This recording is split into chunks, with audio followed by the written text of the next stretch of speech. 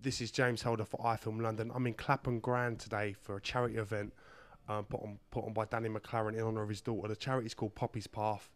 With me, I've got the legend that is former world champion, Frank Bruno. What's happening, Frank? Not too bad, James. What's happening with you? I'm all right, mate. Yeah, I'm all right. You? Yeah, mustn't grumble, you know. Breathing, James. Breathing. Breathing. We're here today for a fantastic cause to raise some money and some awareness for a fantastic charity. Yeah. May I say, well done for coming down and getting involved a little bit, Frank. No problem. I'm glad to be here, you know what I mean? I'm sad what's happened to his daughter. I've got 3 daughters myself, so they're well, and Danny's daughter's not too well, you know what I mean? So he's trying to raise as much money as he can to get her better, you know? I understand that his daughter at the moment goes over to Canada for specialist treatment 3 times a year, and as well as raising money to pay for that, they've also been helping other kids with similar kind of problems. So again, it's a fantastic job the charity's doing. Very, very good cause. Very good cause. Let's talk a little bit of British boxing, Frank. Are you still kind of following the boxing and what's going on? I listened to the Carl Froch fight the other night, you know what I mean? It's very exciting, you know what I mean? And there's some fighters coming through, heavyweights like David Price and what's it, the other... Tyson Fury and whatever, David Haye's there, you know what I mean, Chisora and whatever. Yeah, there's some good fighters, you know what I mean, coming through. How do you think them fighters kind of compare to your generation of heavyweights, Frank? It's difficult to compare. My generation, there were so many different heavyweights, so many different names about, you know, there ain't too many weights around, but it's picking up as we speak, you know what I mean. There's different weights, different Olympic heavyweights coming through, all different type of weights coming through, you know what I mean, just to get them seen on television, like on ITV, BBC, Sky, your channel, etc., etc. You know, I always remember watching Frank Bruno rock Mike Tyson. Yeah. Do you remember that moment well? Of course I remember it very, very well, you know what I mean, like it was yesterday, you know. Yeah, definitely. Was you aware that you rocked him when you hit him with that shot? Yeah, well, it weren't the referee rocking him, was it? Definitely remember rocking him, yeah, definitely. I only rocked him for 1 minute, though, but he more than rocked me afterwards. How hard would you say Mike Tyson hits at that time, that age Tyson? At his peak, he was very, very up there as one of the legends, you know what I mean? There's a top 3, to be quite honest. He was a very, very good fighter. He's a good fighter, you know what I mean? He goes down in history, to be quite honest. But yeah, I went in there, tried my best, but unfortunately, my best weren't good enough. A few years after that, you got your first world title shot, 86, I believe it was. Do you think that was maybe a little bit too early? I think it may have been a bit too early, but and when you're going in boxing, you know what I mean, you got to take it while it's there, you know what I mean, and it was there and I had to take it, you know what I mean, the experience was there, and yeah, I had some good fights, some you win, some you lose, you know. Finally get your hands on that world title, I think it was 1996, I think it was. Yeah, against Oliver McCall. Fantastic fight at Wembley as well. Could you talk to me a little bit through that? Very, very hard fight. He just come from beating Lennox Lewis, knocked Lennox Lewis out in 2 rounds, so on the crest of a wave, and he came back over to England thinking that he was going to do the same to me. But unfortunately for him, it didn't happen, and I took his title away from him. It was very, very tough, grueling, and very, very rough sort of fight. But yeah, I thank God.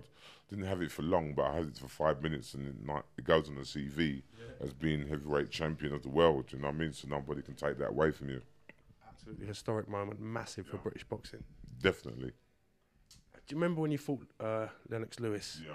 He called you an Uncle Tom in the build-up to that fight. Yeah. Do you think that kind of inspired you to put on such a great performance in that fight? I think it helped me put on the performance, because that's to call someone that. You know what I mean? I remember Muhammad Ali and Joe Frazier went through the same thing, and Muhammad Ali called Joe Frazier that, but it's very, very a low thing to call another black man Uncle Tom, you know what I mean? But, you know, that was not nice, but that's how it goes sometimes. That's how people steep low. Some of these older heavyweights now are making, older boxers making comebacks and stuff. Did you ever think about coming back and fighting again, Frank? Not really. Sometimes you think about it, but it's a young man's sport, you know what I mean? You go in there, you may feel like you can come back, but when you go in there, your reflex ain't the same as when you was younger, you know, so you just leave it up to the youngsters. I've had my innings, and it was a good innings, so I can't really complain. Yeah, no, I'll make you right. Frank, do you ever regret not fighting for a British title? Is that something you think about? Because you was, in my opinion, way past British level, and that's something that you could have maybe done? It would have been nice, but unfortunately there was a guy called Gary Mason around and a guy called Horace Notice around, and they were going for the British title, so it's been conflicting, so I went for the European title.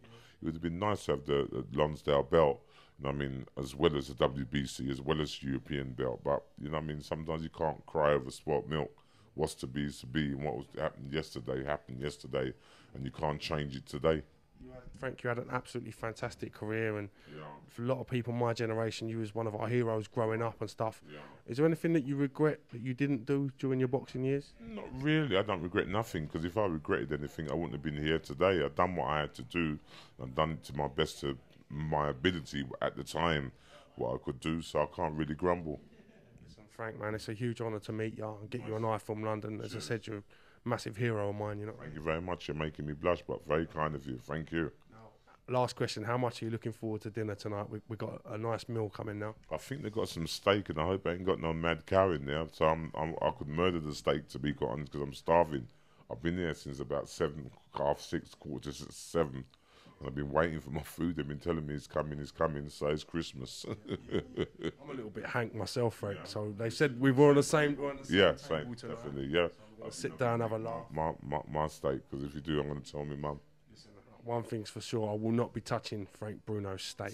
All right, that's Frank's steak. I got my steak. That's Frank's steak. I might touch your one though. You want it, Frank? You eat it, brother. Yeah, you can have it. Wicked.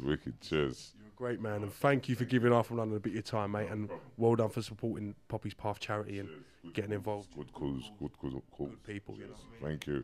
This is James Helder with the legendary Frank Bruno for iFILM London. Wicked. Cheers. Thank you. Nice one, Frank. Cheers. Thank you. Nice one.